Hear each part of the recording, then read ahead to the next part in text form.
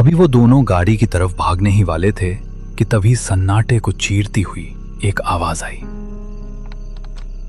एक लकड़ी की लाठी जमीन पर टकरा रही थी। अंधेरे के बीच से एक धुंधली पीली रोशनी उभरने लगी। एक बूढ़ा आदमी उनकी तरफ बढ़ रहा था।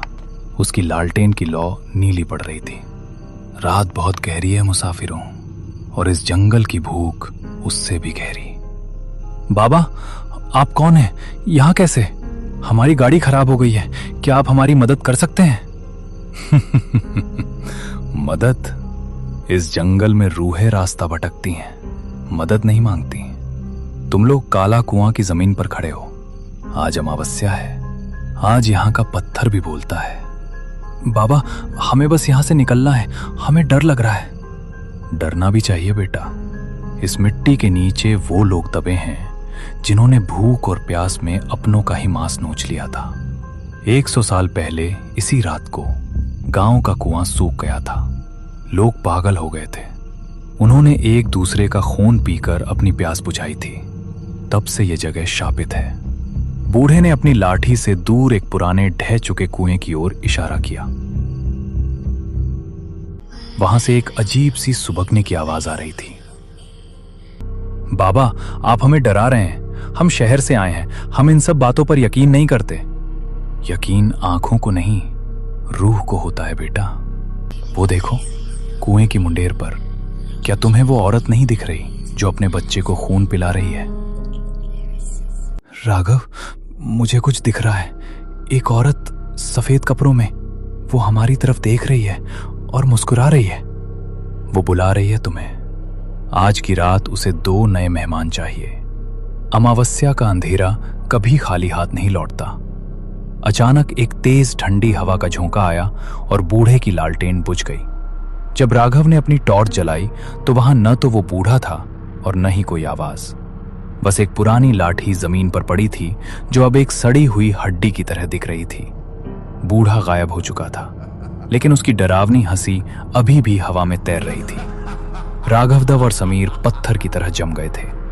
तभी गाड़ी का रेडियो अचानक फिर से चालू हुआ, लेकिन इस बार शोर नहीं था, बल्कि एक बहुत ही सुरीली और जानी पहचानी लोरी बज रही थी।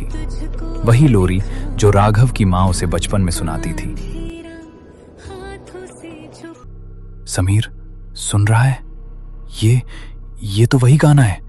मेरी मां, वो यहां है। क्या बकवास कर रहा है राघव? तेरी मां यहां कैसे हो सकती है? होश में आ, ये जंगल हमें पागल कर रहा है। देख समीर, सामने देख, वो मेरा घर है। वो खिड़की, मेरी मां वहां खड़ी मुझे बुला रही है। वो कह रही है कि खाना ठंडा हो रहा है।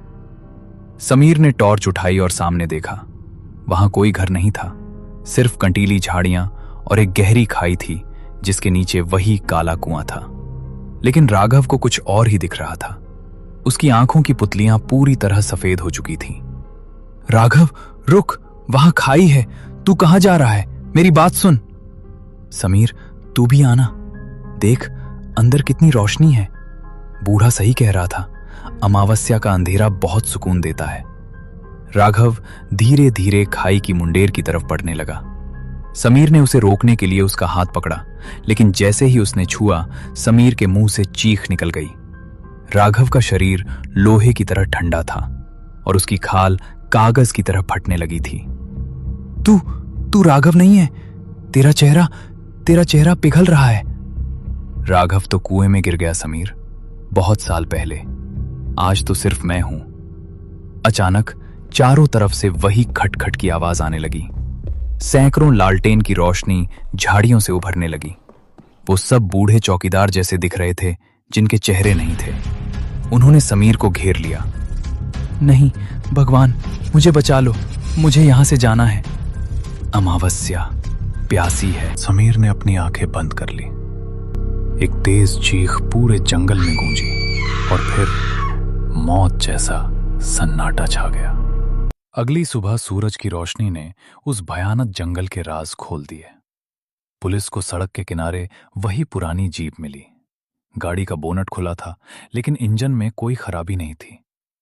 गाड़ी के पास राघव का कैमरा गिरा हुआ था। जब पुलिस इंस्पेक्टर ने कैमरे का प्ले बटन दबाया तो वीडियो में सिर्फ